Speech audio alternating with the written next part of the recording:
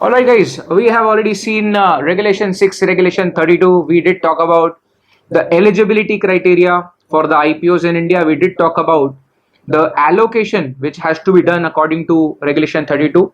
So हमने 6.1 और 6.2 के बीच में हमने ये देखा कि चाहे तो आप एलिजिबिलिटी क्राइटेरिया में 6.1 फॉलो कर लो या 6.2 फॉलो कर लो। फिर हमने एलोकेशन में देखा कि आप 32.1 फॉलो कर लो या 32.2 फॉलो कर लो।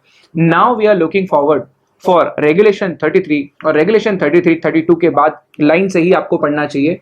Regulation 33 does talk about reservation on competitive basis. इसका मतलब ये कि कोई भी आईपीओ जब कंपनी प्लान कर रही है, कोई भी पब्लिक इशू जब कंपनी प्लान कर रही है, तो कंपनी चाहे तो कुछ पर्सन्स के लिए कुछ परसेंट कुछ शेयर्स रिजर्व कर सकती है।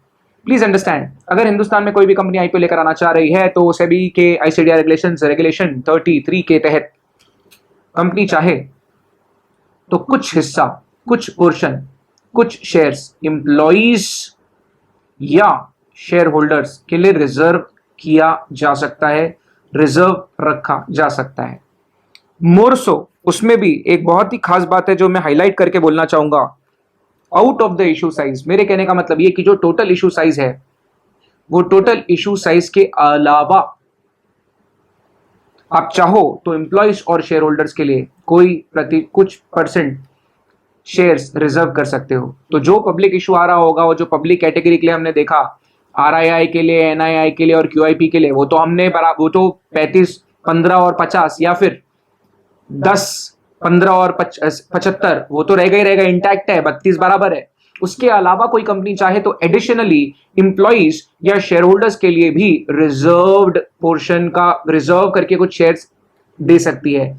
तो एक आईपीओ में शेयर होल्डर्स और इंप्लॉइज के लिए एक अलग से रिजर्व्ड कुछ शेयर्स हो सकते हैं, जिस कैटेगरी में सिर्फ कंपनी के इंप्लॉय या कंपनी के शेयर होल्डर्स ही अप्लाई कर पाएंगे। और उन्हीं लोगों में से, मतलब अगर इंप्लॉय कैटेगरी में टोटल मिला के हमने 10 ही शेयर्स इशू करने हैं और इंप्लॉइज अगर 10 से ज्यादा शेयर्स के लिए अप्लाई करते हैं, तो वो 10 शेयर्स के लिए सिर्फ और सिर्फ कंपनी के इंप्लॉइज कॉम्पीट कर रहे होंगे। इसीलिए हम बोलते हैं रिजर्वेशन ऑन कॉम्पिटिटिव बेसिस। बिल्कुल उसी तरह अगर कंपनी चाहे तो अपने एग्जिस्टिंग शेयर होल्डर्स के लिए, लिस्टेड होने के पहले अगर कंपनी के कुछ शेयर होल्डर्स हैं, कंपनी उन लोगों के लिए भी कुछ हिस्सा रिजर्व कर सकती है। Let us check out the detailed rules. Number 1, regulation 33 sub regulation 1।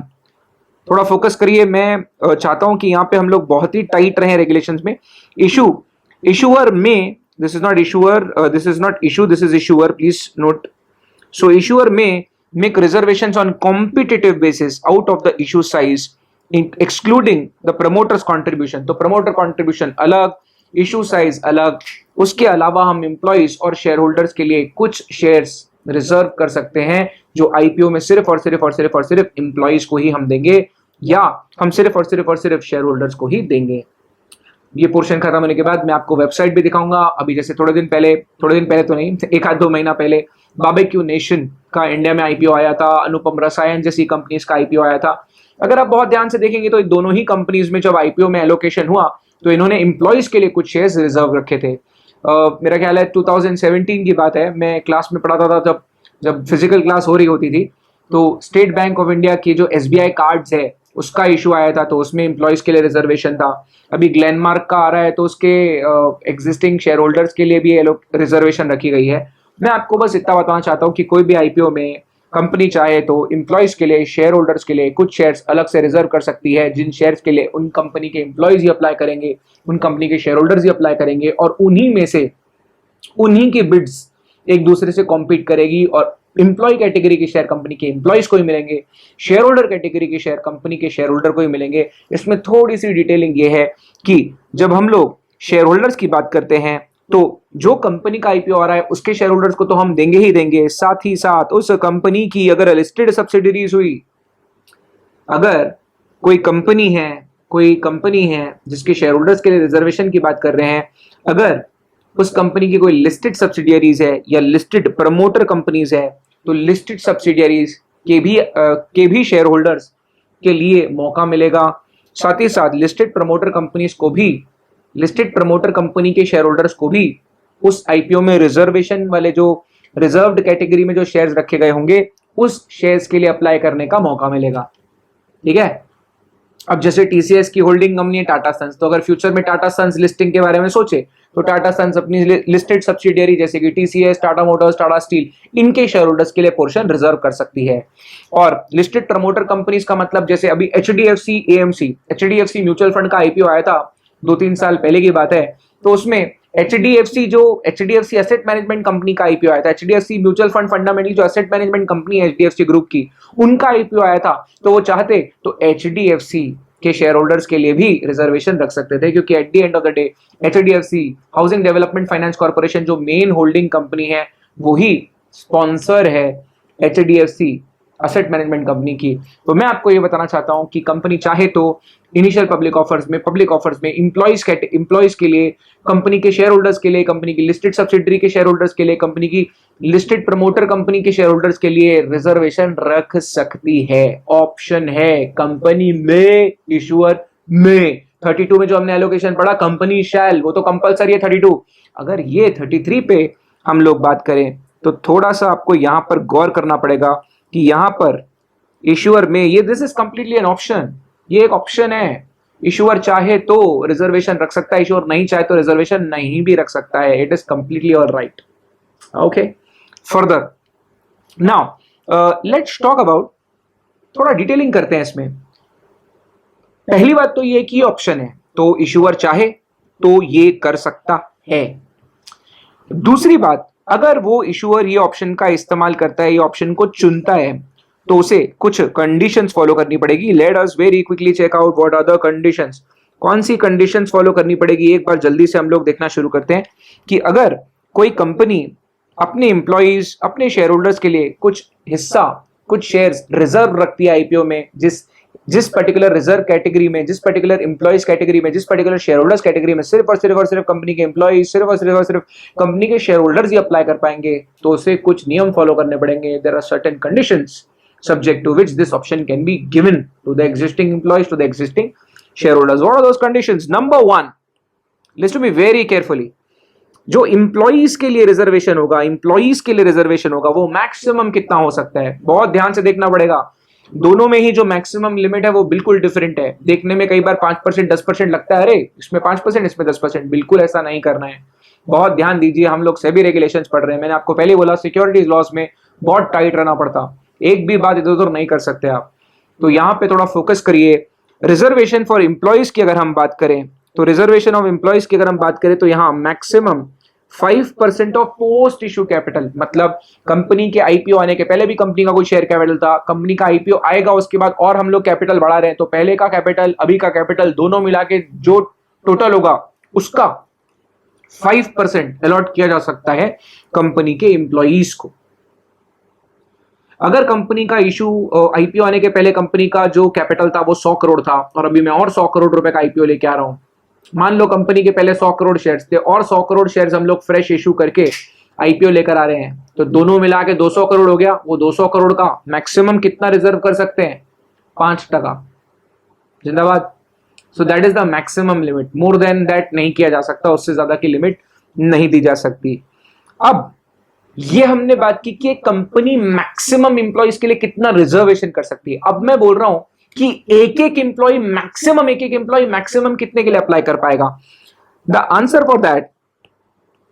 For that is एक एम्प्लॉय मैक्सिमम अलॉटमेंट 2 लाख रुपए का ही करवा पाएगा। रिटेल इन्वेस्टर्स के लिए भी क्लास यही लिमिट होती है, जो रिटेल इंडिविजुअल इन्वेस्टर्स होते हैं वो भी एक आईपीओ में 2 लाख के लिए ही अप्लाई कर सकते हैं। तो ये इंप्लॉइज के लिए भी ये कंडीशन रखी गई है कि जो इंप्लॉइज है, जो रिजर्वेशन कैटेगरी में अप्लाई करेंगे, जो रिजर्वेशन कैटेगरी के शेयर्स के लिए अप्लाई कर सकते हैं, वो मैक्सिमम 2 लाख रुपए के ही शेयर्स खरीद पाएंगे। हाउएवर, अगर इंप्लॉय कैटेगरी में अंडर सब्सक्रिप्शन हो गया, listen to be very carefully, अगर इंप्लॉइज कैटेगरी में अंडर सब्सक्रिप्शन हो गया, इसका मेरे कहने का मतलब अगर किसी कंपनी का आईपीओ आ रहा था, इंप्लॉइज के लिए हमने 1 लाख शेयर्स रिजर्व किए थे और टोटल मिला के सभी के सब इंप्लॉइज ने मिलाकर अगर 1 लाख से कम शेयर्स के लिए अप्लाई किया, तो वो बचे हुए, मतलब जो बचा हुआ पोर्शन रहेगा उसका क्या करें। तो अगर ऐसा हुआ कि इंप्लॉय कैटेगरी में अगर अंडर सब्सक्रिप्शन हुआ तो एक इंप्लॉय को 2 लाख रुपए से ज्यादा के शेयर दिए जा सकते हैं, लेकिन मैक्सिमम कितने, 5 लाख। ठीक है, ये मैक्सिमम लिमिट है, मैक्सिमम। मिनिमम नहीं है, मैक्सिमम का लिमिट है ये। मैक्सिमम 5 लाख रुपए के शेयर्स दिए जा पाएंगे। फर्स्ट इंस्टेंस में तो 2 ही लाख रुपए अलाउड है, लेकिन अगर अंडर सब्सक्राइब हो जाता है एम्प्लॉय कैटेगरी का पोर्शन, तो ऐसे केस में आप अपनी लिमिट को बढ़ा के 5 लाख भी कर सकते हैं। आप बोलोगे सर ऐसा होता क्या, कोई कंपनी का आईपीओ आएगा और एम्प्लॉय अपने रिजर्वेशन का फायदा नहीं उठाएंगे? ऐसा हो सकता है, बिल्कुल ऐसा हुआ था 2017 SBI cards. There are number of companies जहां हुआ था, लेकिन मैं एसबीआई कार्ड्स इसलिए बोल रहा हूं, सॉरी एसबीआई लाइफ और इंश्योरेंस का आईपीओ आया था। तो एसबीआई लाइफ इंश्योरेंस के आईपीओ के बारे में मैं इसलिए बात कर रहा हूं बिकॉज ये हमारी आंखों देखी है, हम लोगों के सामने ये सब हुआ है, हमने क्लासेस में डिस्कस किया हुआ है, ये सब डिस्कशंस हुए हुए हैं हमारे। तो उसमें एम्प्लॉइज का जो कैटेगरी था, इट वाज ओनली 0.84% सब्सक्राइब, मतलब 10 शेयर्स अगर रिजर्व किए थे तो सिर्फ 8.4 शेयर्स के लिए एम्प्लॉइज ने बोली लगाई थी। तो एसबीआई के एम्प्लॉइज को अपनी कंपनी के लाइफ इंश्योरेंस के धंधे पे भरोसा नहीं होगा शायद। एनीवे, एक्चुअल में ऐसा नहीं था, आईपीओ बहुत बड़ा था, 8400 करोड़ का आईपीओ था और उसमें बहुत सारा पोर्शन जो था एम्प्लॉयज के हिस्से में जा रहा था। तो एक्चुअली बहुत बड़ा आईपीओ होता है ना, तो उसमें पैसा बनता नहीं है अक्सर। ये मैं ट्रिक बता रहा हूँ, अगर आपको आईपीओ में कैसे पैसा कमाना है ना, तो पहले तो आईपीओ की साइज देख लीजिए। अगर आईपीओ का साइज 10,000 करोड़ 15,000 करोड़ है, चांसेस ये हैं कि उसमें पैसा नहीं बनेगा, क्योंकि इतना पैसा मोबिलाइज होगा, इतना पैसा मोबिलाइज होगा, इसके चांस कम है। जब असली पैसा कहाँ बनता है मालूम है? 11,000 करोड़ 1100 करोड़ का आईपीओ है, 2,000 करोड़ का आईपीओ है, यहाँ पे बनता है पैसा। क्योंकि इसमें क्या है, मर्चेंट बैंकर लोग जान लगा देते हैं, इशू की इतनी मार्केटिंग होती है, इतना डिमांड हो जाता है वो शेयर का कि आईपीओ में पैसा मोस्टली बन जाता है। एनीवे, थोड़ा डेविएट हो रहे हैं हम लोग, हमको बात करनी है कंडीशन की। कंडीशन क्या है? जो कंपनी के एम्प्लॉइज है उनके लिए मैक्सिमम रिजर्वेशन कितना हो सकता है? कंपनी मैक्सिमम कितने शेयर्स उनके लिए रख सकती है, रिजर्व कितने शेयर रिजर्व कर सकती है, जिसके लिए सिर्फ एम्प्लॉइज ही अप्लाई कर पाएंगे? Number 1, post issue capital. Company का आईपीओ लाने के बाद में जो इशू टोटल कैपिटल हो जाएगा उसका मात्र 5%। एक एम्प्लॉय मैक्सिमम कितना ले सकता है? 2 लाख रुपए के। अगर एम्प्लॉय कैटेगरी में अंडर सब्सक्रिप्शन हो गया तो ये 2 लाख की लिमिट बढ़ा सकते हैं क्या? बिल्कुल बढ़ा सकते हैं, लेकिन मैक्सिमम 5 लाख रुपए पर एम्प्लॉय। ठीक है, फर्दर। अच्छा, एम्प्लॉय में, और अभी जैसे हम सेकंड जा रहे हैं, रिजर्वेशन फॉर शेयर होल्डर्स। बताओ सबसे पहले तो एम्प्लॉय में और शेयर होल्डर में क्या डिफरेंस है? आप बोलोगे सर क्या बकवास है, what is the sort of question you are asking to us, हम 8th स्टैंडर्ड में थोड़ी है, क्या डिफरेंस बिटवीन पूछ रहे हो? तो मेरे भाइयों, मेरे कहने का मतलब है थोड़ा बड़ा सोचो। एम्प्लॉय हमेशा इंडिविजुअल होता है, शेयर होल्डर हमेशा इंडिविजुअल नहीं हो सकता। हो सकता है शेयर होल्डर फर्म हो सकता नॉट फर्म, हो सकता है शेयर होल्डर कंपनी हो सकता है शेयर होल्डर इंडिविजुअल हो सकता है शेयर होल्डर क्यूआईबी हो सकता है कि शेयर होल्डर कोई वेंचर कैपिटल फंड हो। तो शेयर होल्डर इंडिविजुअल भी हो सकता है, नॉन इंडिविजुअल भी हो सकता है। ये बहुत इंपॉर्टेंट डिफरेंस है जिसके बारे में आपको सोचना चाहिए।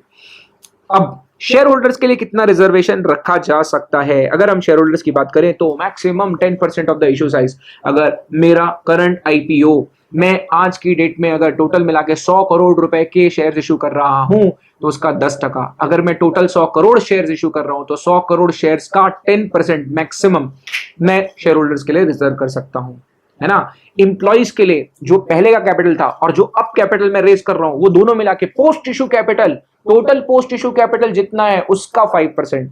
वेरएज अगर मैं शेयर होल्डर्स की बात करूं तो टोटल इशू साइज का maximum 10% can be reserve for the shareholders. I hope that is making sense for all of you. Now, let's move forward. मैं ये पॉइंट लेकिन ना बहुत इंपॉर्टेंट है, शेयर होल्डर हमेशा इंसान होगा, इंडिविजुअल होगा, ऐसा नहीं है। However, for employees, this is true कि an employee will always be an individual, and that is the reason if you see the limit has been imposed कि employee को रिटेल इंडिविजुअल इन्वेस्टर जैसा treatment मिल रहा है कि भाई maximum 2 lakh की बोली लगा लेना, चल अंडर सब्सक्राइब हो गया पोर्शन तो 2 लाख के ऊपर ही लगा लेना, लेकिन मैक्सिमम 5 लाख रुपए की। ऐसा सेबी इसलिए कंडीशन रखती है कि सेबी सोचती है कि यार 2 लाख रुपए एक इंडिविजुअल इन्वेस्टर लगा रहा है, उससे ज्यादा अगर वो लगाएगा तो वो बहुत ज्यादा रिस्क पे रहेगा। तो इस तरह का सोच है सेबी का। फर्दर, जिन लोगों के लिए, अभी ये भी बहुत ट्रिकी कंडीशन है, थोड़ा ध्यान दीजिए इसमें, जिन लोगों के लिए रिजर्वेशन रखी जाती है वो लोग रिजर्व्ड पोर्शन के अलावा वापस से जो नेट इशू पब्लिक को किया जा रहा है उसमें वो लोग अप्लाई नहीं कर सकते। Listen to me very carefully. इसमें रेड कलर से मैंने कोई चीज को स्टार मार्क किया हुआ है। There is a condition which we have to understand. Listen to me very very very carefully. Firstly the condition is, जो लोगों के लिए हमने रिजर्व्ड कैटेगरी में शेयर्स रखे हैं वो लोग रिजर्व कैटेगरी के अलावा फिर से अप्लाई नहीं कर सकते। मतलब जो पब्लिक के लिए ऑफर, पब्लिक के लिए जो इशू है, जो पब्लिक के लिए इशू साइज है, उसमें वो लोग अप्लाई नहीं कर सकते। लेकिन उसमें यहां पर थोड़ी सी छूट है। अगर कंपनी का कोई इंप्लॉय है और अगर कोई रिटेल इंडिविजुअल इन्वेस्टर्स है, मतलब या तो कोई कंपनी का इंप्लॉय है, या तो अब रिजर्वेशन तो हम सिर्फ इंप्लॉयज के लिए रख रहे हैं और सिर्फ शेयर होल्डर्स के लिए रख रहे हैं। तो इन्होंने बोला कि जिन लोगों के लिए हम रिजर्वेशन रख रहे हैं वो लोग जो पब्लिक कैटेगरी के शेयर्स हैं उसके लिए अप्लाई नहीं करेंगे। फिर उन्होंने बोला कि पब्लिक कैटेगरी के लिए जो शेयर्स हैं उसमें इंप्लॉयज अप्लाई कर सकते हैं, रिटेल इंडिविजुअल इन्वेस्टर्स जो हैं वो अप्लाई कर सकते हैं। मतलब अगर कंपनी का कोई एग्जिस्टिंग शेयर होल्डर है, वो रिटेल इंडिविजुअल शेयर होल्डर है, तो वो नेट ऑफर जो पब्लिक को दिया जा रहा है उस कैटेगरी में भी अप्लाई कर सकता है। सर ये कंडीशन क्यों बनाई गई, ऐसा ऐसा क्यों कर, ये इतनी कॉम्प्लिकेटेड कंडीशन क्यों है? वो तुम्हारे लिए कॉम्प्लिकेटेड है। गणित जिनको समझता है, जो लोग ये, मतलब after a while you will also understand that it has been very carefully drafted. अभी एक रिटेल इंडिविजुअल इन्वेस्टर जो है वो मैक्सिमम एक आईपीओ में 2 ही लाख रुपए के शेयर खरीद सकता है। जो इंप्लॉइज हैं वो भी मैक्सिमम 2 ही लाख रुपए के लिए 2 ही लाख रुपए के शेयर खरीद सकते हैं।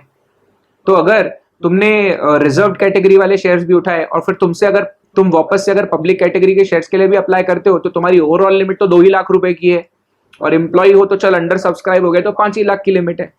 तो इसीलिए आप लोग चाहे तो आप अपने रिजर्व कैटेगरी में भी अप्लाई कीजिए, जो पब्लिक को ऑफर दे रहे हैं टोटल उसमें भी आप अप्लाई कीजिए, लेकिन आपकी वो जो ओवरऑल लिमिट है मैक्सिमम 2 लाख रुपए की, वो तो बदलने नहीं वाली, वो तो इंटैक्ट ही रहने वाली है। इसीलिए आपको यहाँ एक्सेप्शन में लिखा गया है कि इंप्लॉइज और रिटेल इंडिविजुअल इन्वेस्टर जो हैं वो रिजर्व में भी अप्लाई करें, वो जो रिजर्व नहीं है, जो पब्लिक को ऑफर दे रहे हैं उसमें भी अप्लाई करें, लेकिन तुम्हारी मैक्सिमम लिमिट तो 2 लाख की है, 5 लाख की है। तो यहाँ पे रेस्ट्रिक्शन किसको है मालूम है? एक्चुअल में जो शेयर होल्डर्स कंपनीज है, जो शेयर होल्डर्स कोई कंपनी है, बॉडी कॉर्पोरेट है, वो लोग अगर एग्जिस्टिंग कंपनी के शेयर होल्डर्स हैं और रिजर्व कैटेगरी में अप्लाई कर रहे हैं तो वो वापस से पब्लिक कैटेगरी के लिए जो शेयर्स है, जो हमने 32 में देखा, वहां पर वो लोग अप्लाई नहीं कर पाएंगे।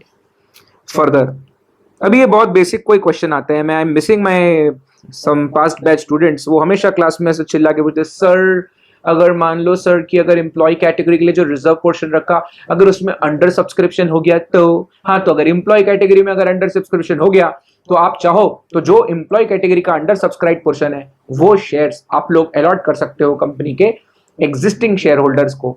अगर आपने शेयर होल्डर्स के लिए भी रिजर्वेशन रखा है तो वो शेयर होल्डर चाहे तो अंडर सब्सक्राइब पोर्शन एम्प्लॉयज वाला उनको हम एलोकेट कर सकते हैं, या अगर हमने शेयर होल्डर्स के लिए भी रिजर्वेशन रखा है, एम्प्लॉयज के लिए भी रिजर्वेशन रखा है और शेयर होल्डर्स वाली कैटेगरी में अंडर सब्सक्राइब हो गया पोर्शन, तो आप चाहो तो ये अंडर सब्सक्राइब पोर्शन आप कंपनी के एम्प्लॉयज को एलोकेट कर सकते हो। सर अगर एम्प्लॉय कैटेगरी में भी अंडर सब्सक्रिप्शन हो गया, शेयर होल्डर कैटेगरी में भी अंडर सब्सक्रिप्शन हो गया, ऐसे केस में क्या होगा? कोई बात नहीं, आप जो पब्लिक कैटेगरी में जो नेट ऑफर पब्लिक को दिया जा रहा है, आप चाहो तो ये रिजर्व कैटेगरी के अनसब्सक्राइब पोर्शन या अंडर सब्सक्राइब पोर्शन को आप उनको अलॉट कर सकते हो।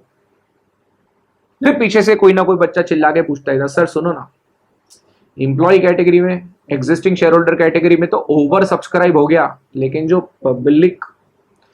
पब्लिक कैटेगरी वाला था, जो हमने net offer as per regulation 32 retail investors, NII, QIBs को दिया था, वहां अगर अंडर सब्सक्राइब हो गया तो क्या हम एम्प्लॉयज को और शेयर होल्डर को दे सकते हैं? जी हाँ, the answer is yes, the spill over is allowed. Yes, your answer is allowed class. तो under subscribe portion in one reserve category can be allocated to the other reserve category. Further after inter se adjustment अगर और under subscribe portion है तो it can be given to the net. मेरे कहने का मतलब यह है कि then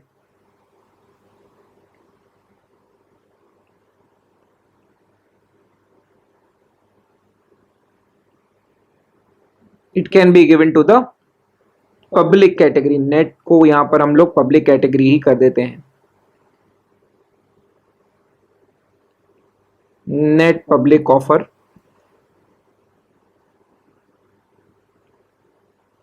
I hope you are understanding.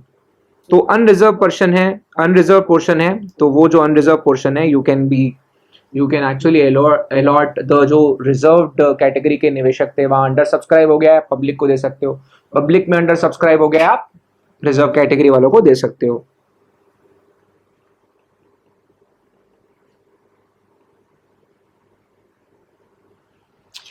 Further बता तो मैंने दिया है, लेकिन ये भी बता देता हूं कि जो नेट कैटेगरी है पब्लिक की, जो नेट कैटेगरी, उसको नेट कैटेगरी बोलते हैं एक्चुअली।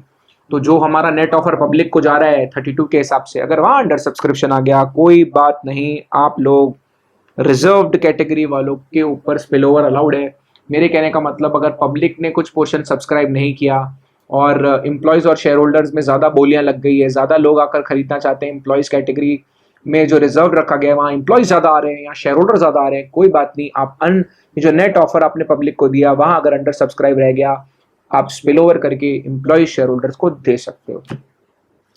रेगुलेशन बहुत क्लियर है क्लास, मैंने आपके साथ एकदम स्ट्रेट बात किया। कंपनी चाहे तो एक पब्लिक ऑफर में, आईपीओ में अपने नेट पब्लिक ऑफर जो आप दे रहे हो उसके अलावा एम्प्लॉयज शेयर होल्डर्स को रिजर्व, उनके लिए कोई शेयर्स रिजर्व रख सकती है, जिन शेयर्स के लिए जब एम्प्लॉयज या शेयर होल्डर्स बोलियां लगाएंगे तो लड़ाई जो होगी, जो बोलियों में लड़ाई होगी, वो एम्प्लॉय कैटेगरी में सिर्फ एम्प्लॉय के बीच होगी। जो बोलियां एम्प्लॉय लगाएंगे उन्हीं में से किसी को अलॉटमेंट होगा, एम्प्लॉय कैटेगरी की शेयर एम्प्लॉयज को अलॉट होंगे, शेयर होल्डर्स कैटेगरी की शेयर होल्डर्स को ही अलॉट होंगे। ठीक है। फर्दर आप चाहो तो ये ऑप्शन रख सकते हो। 33(1) ये बोलता है। अभी 33(2) बोलता है कंडीशंस क्या है। पहली कंडीशन, एम्प्लॉय के लिए मैक्सिमम कितना कर सकते हो, टोटल पोस्ट इशू कैपिटल का 5%। एक एम्प्लॉय मैक्सिमम कितना ले सकता है, इंडिविजुअल है क्योंकि एम्प्लॉय, मैक्सिमम 2 लाख रुपए के शेयर्स वो ले सकता है। अगर एम्प्लॉय कैटेगरी में अंडर सब्सक्रिप्शन हो गया तो वो 2 लाख रुपए से ज्यादा के भी शेयर ले सकता है, लेकिन मैक्सिमम 5 लाख रुपए। फर्दर जो हमारे शेयर होल्डर्स हैं उनके लिए कितना रिजर्वेशन रख सकते हैं, जो ऑफर है ना हमारा पब्लिक को, अगर हम 100 करोड़ रुपए का फ्रेश इशू, मान लीजिए ये मेरा आईपीओ जो आ रहा है इसमें मैं 100 करोड़ रुपए पब्लिक से रेज कर रहा हूं, वो 100 करोड़ रुपए का 10% मतलब 10 करोड़ रुपए अलग से, 100 करोड़ अलग, 10 करोड़ पब्लिक के लिए अलग, out of the public issue. तो नेट कैटेगरी है 32 के हिसाब से वहां एलोकेशन होगा, कंफ्यूज मत करिएगा। अगर मैं 100 करोड़ पब्लिक को कर रहा हूं तो वो 100 करोड़ पब्लिक वाले, अगर मैं और चाहता हूं शेयर होल्डर्स के लिए तो 10 करोड़ अलग से शेयर होल्डर्स के लिए मैं रिजर्व कर सकता हूं। वो 10 करोड़ शेयर्स में पब्लिक को 10 करोड़ शेयर्स में अपने एग्जिस्टिंग शेयर होल्डर्स को दे सकता हूं। और उसके बाद एक और नियम जो है जहां कंफ्यूज हो सकते हैं बच्चे, बिल्कुल कंफ्यूज नहीं होना है, मैं बात एकदम क्रिस्टल क्लियर कर रहा हूं आपके साथ। मेरे भाइयों मेरी बात सुनो एकदम ध्यान से। अगर जो लोगों के लिए हमने रिजर्व कुछ रखा है पोर्शन, वो लोग नेट कैटेगरी में वापस से अप्लाई नहीं कर सकते, लेकिन उसमें भी जो एम्प्लॉयज हैं या जो शेयर होल्डर्स हैं, लेकिन वो रिटेल इंडिविजुअल शेयर होल्डर्स हैं, वो लोग अप्लाई कर सकते हैं। फर्दर अगर अंडर सब्सक्राइब पोर्शन हो गया कोई एक कैटेगरी में, वो दूसरे रिजर्व कैटेगरी के लिए यूज किया जा सकता है। मतलब अगर फॉर एग्जांपल एम्प्लॉय कैटेगरी में अंडर सब्सक्रिप्शन आ गया, that under subscribe portion can be given to the share holders. अगर शेयर होल्डर वाले में अंडर सब्सक्राइब हो गया तो that can be given to the employees. अगर दोनों में ही अंडर सब्सक्राइब हो गया तो it can be given to the bids जो कि नेट कैटेगरी में अप्लाई किया था। जिन लोगों ने, जो आम आदमी है जो नेट कैटेगरी में अप्लाई कर रहा था, उनको भी दिया जा सकता है, संभव है, पॉसिबल है। और अगर नेट कैटेगरी में अंडर सब्सक्रिप्शन हो गया तो एम्प्लॉइज और शेयर होल्डर्स को दिया जा सकता है, subject to all the conditions that we did talk about. So guys I hope regulation 33 is very very very clear. Trust me guys, there was time 2018 के पहले के जो रेगुलेशन थे उसमें ये कंडीशन, इतनी बड़ी कंडीशन हुआ करती थी, बुक बिल्डिंग इशू, ये उसका ये 1,500 चीजें उसमें दी हुई थी। उसमें तो कंपनी के जो सब्सक्राइबर्स है ना, मतलब अगर मैं जियो टेलीकॉम हूँ और कोई सब्सक्राइबर्स हैं, कोई मैं सर्विस प्रोवाइडर हूँ और मेरे कस्टमर, उनके लिए भी कुछ हो सकता था। थैंकफुली 2018 के रेगुलेशन में उसको हटा दिया, क्योंकि उसको रेगुलेट करना काफी डिफिकल्ट हो सकता था। तो अभी तो रेगुलेशन 33 बहुत ही लंबी रेगुलेशन है, बहुत ही ईजी रेगुलेशन है, और काफी अंडरस्टैंड आप इजीली कर सकते हो। चलो आ जाओ, मैं एक काम करता हूँ, मैं आपको थोड़ा रियलिस्टिक पर्सपेक्टिव दिखाना चाहता हूँ। एक वेबसाइट है चित्तौड़गढ़.com, ये आईपीओ के लिए नंबर 1 वेबसाइट है। इसको आप जब आपका मन करे आप चित्तौड़गढ़.com में जाकर कंपनी के आईपीओ के बारे में सीख सकते हैं। काफ़ी सारी इंफॉर्मेशन आपको मिल जाएगी, ये सारी इंफॉर्मेशन फ्री है। Now look at the issue. मैं आपके साथ ना बारबेक्यू नेशन का इशू शेयर कर रहा हूँ। तो ये बारबेक्यू नेशन का जो आईपीओ आया था उसके बारे में यहाँ पे आप डिटेल्स दिख रहे हो। तो फेस वैल्यू 5 रुपए थी, आईपीओ में प्राइस था 498 से 500 रुपए तक, 30 शेयर्स का लॉट था। हम देखेंगे ये सारी चीजें हमारे कोर्स में है। इशू साइज देखो कितना था, फ्रेश इशू कितना था, ये सारी चीजें आपको दिख रही है ना। इशू ओपन कब हुआ, क्लोज कब हुआ, ये सारा हम टाइमलाइन भी इनफैक्ट समझेंगे और एग्जैक्ट मैं आपको डायग्राम बना के दूंगा। शेयर कब से ड्राफ्ट प्रोस्पेक्टस फाइल होता है, कब लिस्टिंग होती है, कब शेयर ट्रेड करना शुरू करता है, पूरी टाइमलाइन हम देखेंगे। यहाँ ना मैं आपको एलोकेशन के बारे में बताना चाहता था। ये देखिए, फोकस करिए, अब स्क्रीन पे देखिए, आपको रेगुलेशन 32 और 33 समझने में काफी मदद होगी।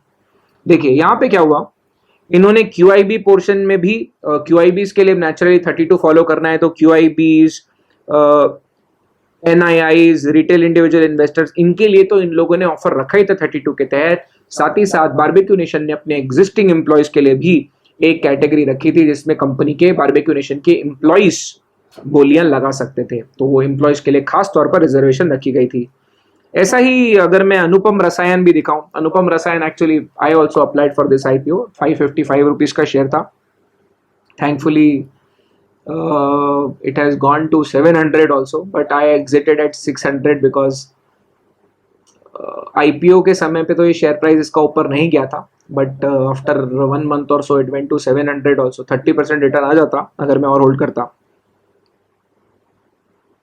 यहाँ पे भी अगर आप ध्यान दोगे तो एम्प्लॉइज कैटेगरी के लिए यहाँ पर भी हिस्सेदारी रिजर्वेशन रखी गई थी। तो it happens quite a lot of times and I believe कि अभी जो ग्लेनमार्क वगैरह का आईपीओ आ रहा है उसमें कंपनी के शेयर होल्डर्स के लिए भी रखा है पोर्शन। तो ये छोटी छोटी बातें हैं जो पैसा कमाने में आपकी मदद करती है। अभी देखो श्याम मेटालिक्स का आईपीओ शुरू होने वाला है, तो उसकी एडवर्टीजमेंट चालू है यहाँ पे। मैं एक बार चेक करता हूँ कि अगर हम लोग को ग्लेनमार्क का दिख रहा है issue. Let me just check अभी, क्योंकि ग्लेनमार्क का आईपीओ मेरे ख्याल से आने वाला है। दवाई वाली कंपनी है ये, देखो। Let's just see whether it is there or not.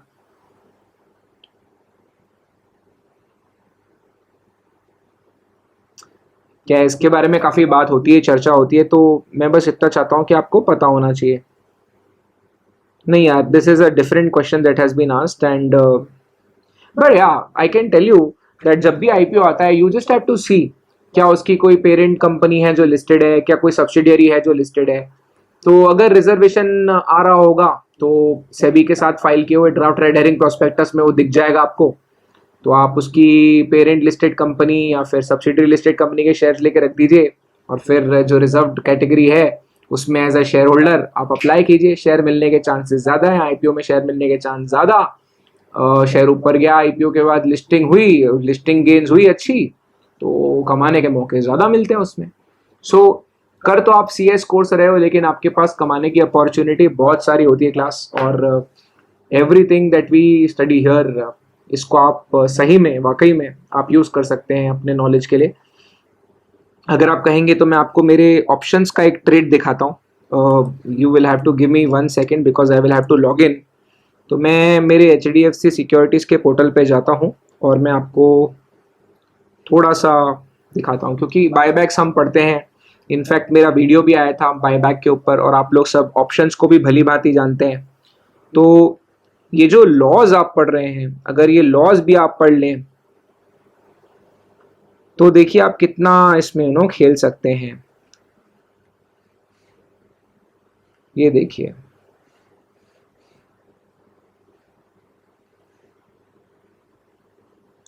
So this is my window and I will only, मैं आपको पहले भी दिखा चुका हूँ एक बार मेरा डीमैट अकाउंट का स्क्रीन। मैंने जब आपको वो पढ़ाया था, जब मैं डिपॉजिटरी का स्क्रीन शेयर कर रहा था तब मैंने आपके साथ वो बात की थी। Now look at this option position. So this is Infosys 24 जून में जो एक्सपायर होने वाला ऑप्शन है 1400 रुपये का, वो ऑप्शन है। मैंने आपको बोला था जब बायबैक का वीडियो मैंने यूट्यूब में डाला हुआ है सामूहिक, तो आपको खुद ही देख लेना चाहिए। मैं अलग से तो लाइक सब्सक्राइब शेयर बोलूँगा नहीं। तो उसमें मैंने बोला था कि जब भी कंपनी का डेट अनाउंस होगा शेयर होल्डर्स मीटिंग का, उसके बाद स्टॉक भागना शुरू करेगा। तो यहाँ पर मैंने 18 रुपए का प्रीमियम दिया था इन्फोसिस के कॉल ऑप्शन के लिए, और आज तो उसका भाव 42 रुपए भी चले गया था, 42 रुपीज भी चले गया था। बट अपन को मालूम है अपन 24 जून तक की एक्सपायरी है, और जब मुझे मालूम है कि 18 तारीख को एजीएम होने वाली है, उसमें डिसीजन आने वाला है पोस्टल बैलेट का।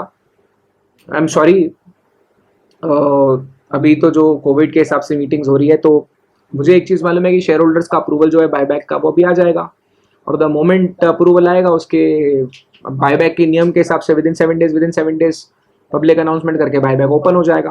तो in no time it will see 1500, it will no in to no time it might see, हो सकता है 55, मतलब 1550 भी देख ले, बट 1500 तो पक्का देखेगा। तो 18 रुपए का कॉल ऑप्शन मिला, और हो सकता है 1400 रुपए से सीधा 1500 रुपए तक जाए, तो अपने 80 रुपए बनते हैं, 80-82 रुपए बनते हैं। तो अभी देखिए आप, ये तो मैंने आपको पढ़ाया है, बायबैक भी आपने मॉड्यूल 1 में मैंने तो बहुत टाइटली पढ़ाया। वो होता है एक ही चीज़ है मेरे पास, मैं आपको उस दिन भी बोला मैं 10 चीज़ों पे हाथ नहीं डालता। शेयर भी मेरे पास आप देखोगे तो मेरे पास सिर्फ इक्विटीज पड़ा हुआ है और कुछ नहीं पड़ा हुआ है। और ये ठीक है, अभी 120 ही शेयर हैं, तो 2.25 लाख रुपए के हैं, 2 लाख रुपए बनेंगे तो बेच दूंगा, 25,000 रुपए मेरे को उसमें से मिलने ही है। अभी तो ठीक है, थोड़ा भाव नीचे है, मैं तो क्या बोलते 1430 रुपए में भी मैंने खरीद लिया था, क्योंकि अपनी जब एम ही 1500 रुपए है, तो उस टाइम जो भाव मिलेगा मैंने उस पर खरीद लिया। तो मैं आपको सिर्फ ये इसलिए दिखाना चाह रहा था या इसलिए बताना चाह रहा था, क्योंकि टू अ ग्रेट एक्सटेंट आप लोग ये जो चीज़ें पढ़ रहे हैं अभी, ये आपको बहुत काम आएंगी पैसा बनाने में। और आईपीओ में बहुत पैसा बनता है, लोग बहुत पैसा बनाते हैं आईपीओ में, ठीक है। तो जो आप यहाँ पढ़ रहे हैं उसको रियल लाइफ में कैसे अप्लाई करना है वो भी आप ज़रूर सीखिए, और अपने लिए भी पैसा बनाइए, परिवार वालों के लिए भी पैसा बनाइए, और जान के समझ के अंडरस्टैंड करके सारी चीज़ें पढ़ के पैसा बनाइए, है ना। मैं आपको स्पेक्यूलेट करने को नहीं बोल रहा हूँ, अंडरस्टैंड करके रिसर्च करके इन्वेस्ट करने को बोल रहा हूँ। अगर if your family is well of, अगर आप थोड़े पैसे अफोर्ड कर सकते हो आईपीओ वगैरह में डालना, तो क्यों नहीं, है ना। 30% 20% अप्रिसिएशन होता है, तो वाई नॉट। तो मैं बोल रहा हूँ कि उस नज़रिए से भी सीखिए। हमारे कई सारे बच्चे, मुझे ऑन एन एवरेज, सही बताऊँ, on an average I reply to 20 compliments. On an average 20 लोग बोलते हैं कि सर आज ये शेयर में पैसा बना, आज वो शेयर में पैसा बना। तो मैं चाहूँगा कि आप भी, और irrespective of whether you clear CS और नॉट, आई वोंट माइंड अगर आप ये सारी चीज़ें समझ जाएं और लाइफ में पैसा कमाएं, अपना काम करें अच्छा, मुझे कोई फर्क नहीं पड़ता। My job is to really tell you what exactly SEBI regulation is. And module में भी देखोगे आप, थोड़ी उठा पटक ऊपर नीचे की हुई है, इसीलिए मैंने स्ट्रेट जैकेट प्रपोजिशन रखा है। पूरे के पूरे जितने भी सेबी के रेगुलेशन है वो आपके पास आ जाएंगे। कोई भी डाउट हो, आपको पता है क्या करना है, you can always ping me and you can always send a audio message. Thank you guys. We meet in the next session. In the next session we will talk about anything and everything about promoters contribution. अब हम लोग बात करने वाले हैं promoter contribution से related हर बारे में, ठीक है। Thank you guys. You have a lovely audience. Bye bye.